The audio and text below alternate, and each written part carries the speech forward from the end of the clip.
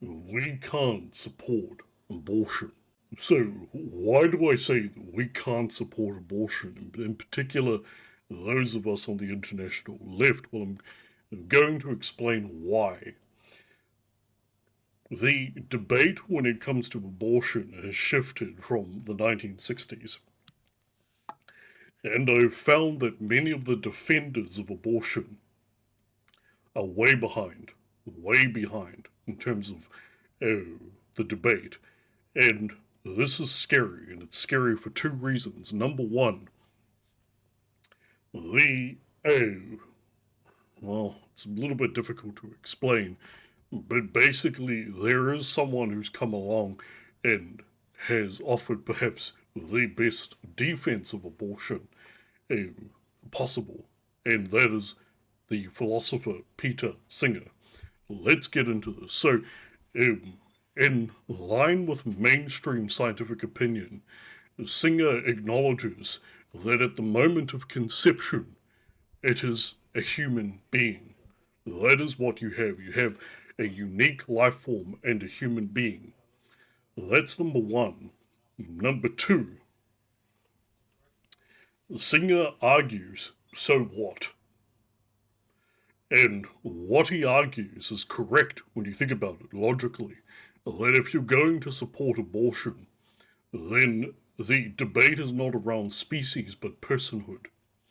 And what makes a person. So he acknowledges the humanity of the fetus at conception, that it is a human being, but they are not a person.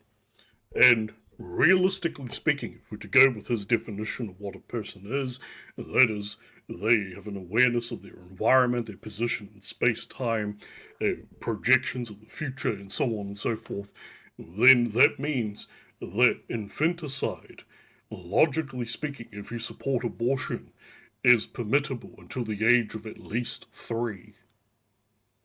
And in individuals such as anecathalics, for example, in people born only with a brain stem, that them, it really doesn't matter what age they are.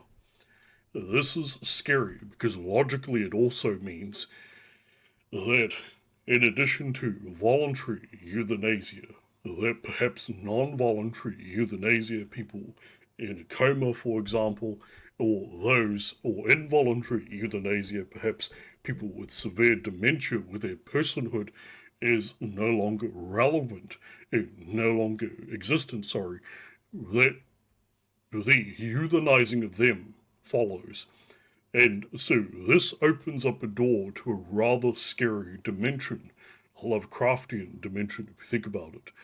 That is what I would argue, is that Peter Singer offers the most coherent defense of abortion today because it is a defense that, number one, acknowledges the science, and number two, allows for the logical implications, that being allowing for infanticide and subsequent euthanasia. That is what Singer argues for.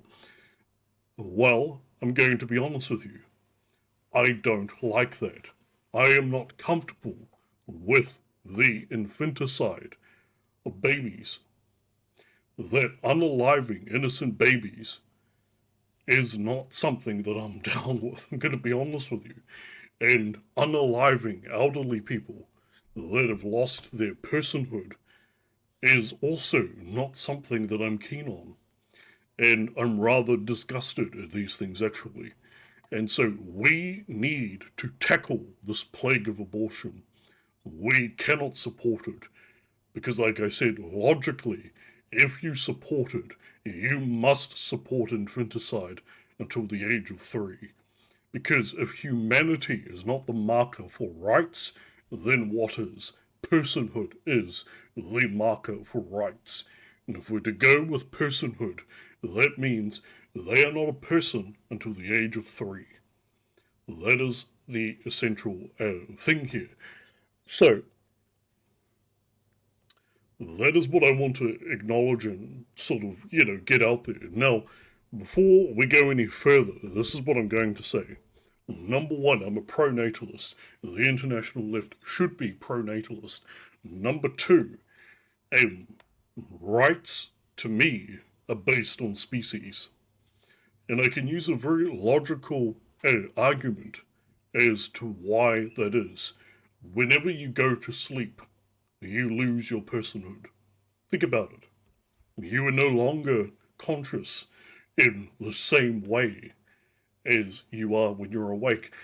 So, this sort of personhood argument is silly and stupid, and we shouldn't go with it. We as leftists should be championing all human beings. Now, I know what people are going to say. What about the extremes? Ectopic pregnancy, for example, or a worse example, grape. Well, I'll get into that. So,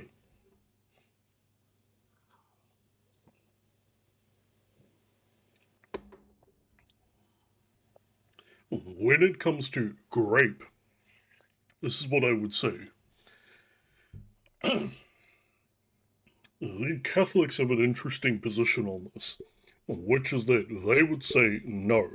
Why? Because of the dignity of the third person involved. And if you think about it, the logic is sound, even if you don't agree with it.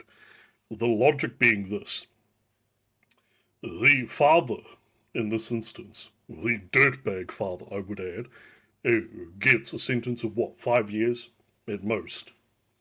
The woman has obviously been harmed, but there's only one person in the situation who has been actually uh, harmed the most, and that was the baby. The baby received the death sentence for the crimes of his or her father.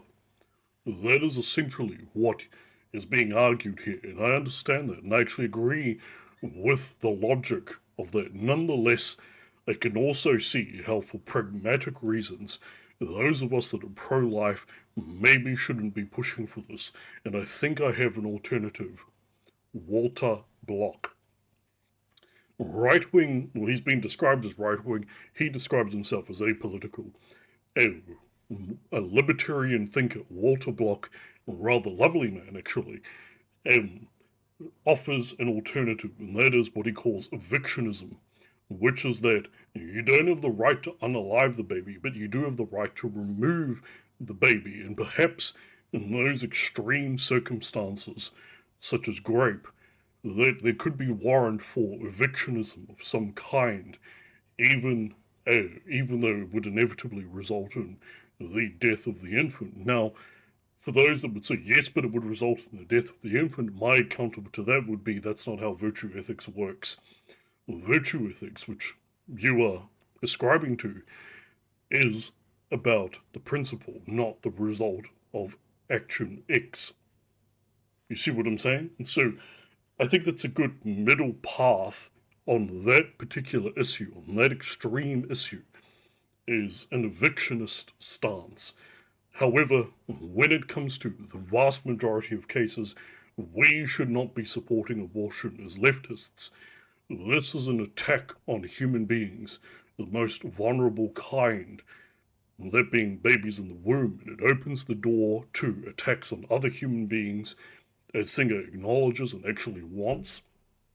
Euthanasia, forced euthanasia for the elderly, and infants up until the age of 3.